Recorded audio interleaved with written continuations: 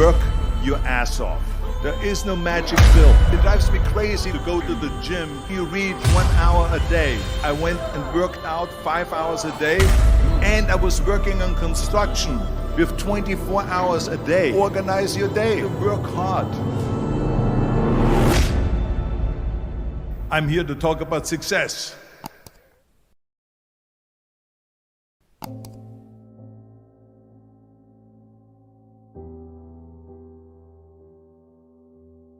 I went to college. I went and worked out 5 hours a day, and I was working on construction because in those days in bodybuilding there was no money. I didn't have the money for food supplements or anything, so I had to go to work. So I worked on construction. I went to college. I worked out in the gym, and at night from 8 o'clock at night to 12 midnight I went to acting class 4 times a week. So I did all of that. There was not one single minute that I wasted. And this is why I'm standing here today. With the age of 20, I went to London and I won the Mr. Universe contest as the youngest Mr. Universe ever. And it was because I had a goal. You see, if you don't have a vision of where you go, and if you don't have a goal where you go, you drift around and you never end up anywhere. 74% hate their job in America. The majority of people don't like what they're doing because they're really not doing it because they didn't have a goal and they followed this goal. They just aimlessly drift around, and then all of a sudden there's a job opening, so they get that job because you have to work. But then when you work, it's a chore. It's work. It's not fun. So if you think about, only a quarter of the people really enjoy what they're doing in life. So people always ask me, when they saw me in the gym in the pumping iron days, they say, why is it that you're working out so hard? 5 hours a day, 6 hours a day, and you have always a smile on your face. The others are working out just as hard as you do, and they look sour in the face. Why is that? And I told people all the time, I said, because to me, I'm shooting for a goal. In front of me is the Mr. Universe title.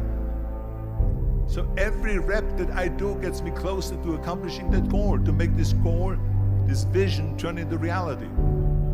Every single set that I do, every repetition, every weight that I lift will get me a step closer to turn this goal into reality. So I couldn't wait to do another 500-pound squat. I couldn't wait to do another 500-pound bench press. I couldn't wait to do another 2,000 reps of sit-ups. I couldn't wait for the next exercise. So let me tell you something, visualizing your goal and going after it makes it fun. You got to have a purpose no matter what you do in life. You got to have a purpose. And Muhammad Ali worked his butt off, and I saw it firsthand. And I remember that there was a sports writer that was there in the gym, and he was working out and he was doing sit-ups. And they asked him, how many sit-ups do you do? And he said, I don't start counting until it hurts. Now think about that. He doesn't start counting his sit-ups until he feels pain. That's when he starts counting. That is working hard. And so you can't get around the hard work. It doesn't matter who it is. Work your ass off. There is no magic pill. There is no magic out there. You cannot get around. You have to work and work and work. Make sure of this and make sure of that and all that stuff. So it's work. And it drives me crazy when people say that they don't have enough time to go to the gym for 45 minutes a day and work out, or to do something for 45 minutes to an hour a day to improve, if it is physically improve or if it is mentally to improve. Imagine you read 1 hour a day about history. How much you will learn after 365 hours in 1 year. Think about if you study about the history of musicians, of composers, how much you would know. Imagine if you would work on a business, on some business that you want to develop every day for an hour. Imagine how further along you will go and get. So it drives me nuts because when people say we don't have the time, we have 24 hours a day. We sleep 6 hours a day, so that gives you still 18 hours. So there's someone shaking their head out here in front. They say probably, I don't sleep 6 hours, I sleep 8 hours, right? Or just sleep faster. So we have 18 hours a day. The average person works around 8 to 10 hours. So let's assume it's 10 hours, so we have 8 hours left. Then you travel around an hour a day, maybe 2 hours a day. So now you have still 6 hours left. So what do you do with these 6 hours? What do you do with these 6 hours? Then we eat a little bit, then we schmooze a little bit, talk a little bit to people and all that stuff. But you can see how much time there is available if you organize your day. So you got to work hard. I hate plan B. And I tell you why. Because we have so many doubters, as I've said earlier, the no-sayers. We have so many of those people that say no, and you can't do it, it's impossible. That is okay, because we just turn off, as I said earlier, and we listen and we hear the no being a yes. You can't do it, you can do it, and all of that. So that is possible to do that amongst all the negative people around you. But when you start doubting yourself, that's very dangerous. Because now what you're basically saying is that if my plan doesn't work, I have a fallback plan, I have a plan B. And that means that you start thinking about plan B, and every thought that you put into plan B, you're taking away now that thought and that energy from plan A.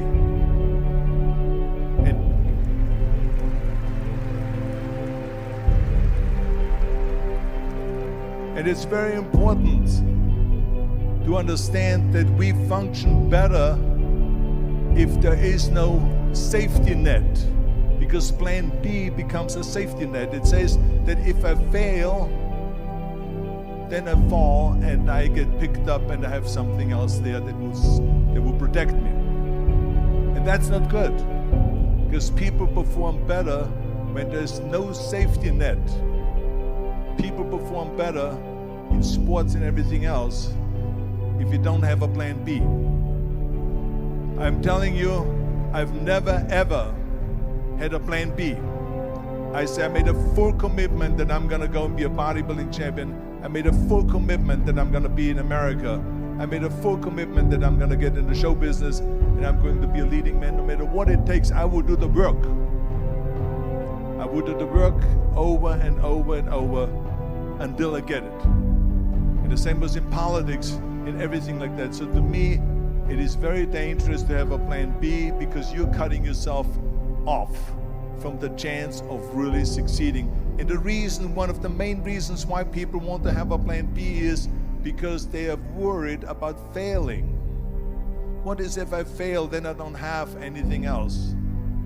Well, let me tell you something, don't be afraid of failing, because there's nothing wrong with failing. You have to fail in order to climb that ladder.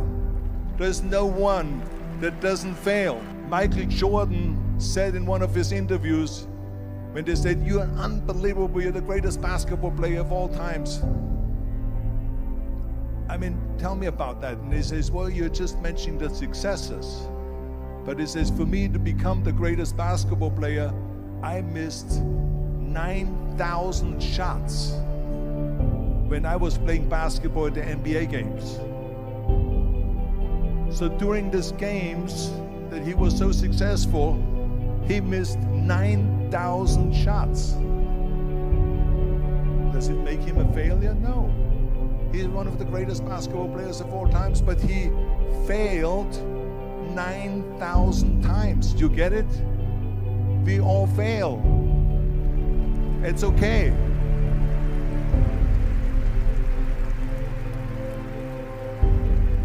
What is not okay is that when you fail, you stay down. Whoever stays down is a loser. And winners will fail and get up. Fail and get up.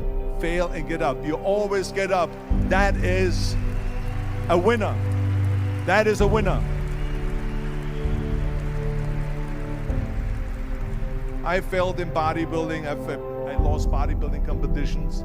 I lost powerlifting competitions. I lost weightlifting competitions. I had movies that went in the toilet and that were terrible and got the worst reviews. And in politics, I remember I had many of the initiatives on the ballot, and we lost.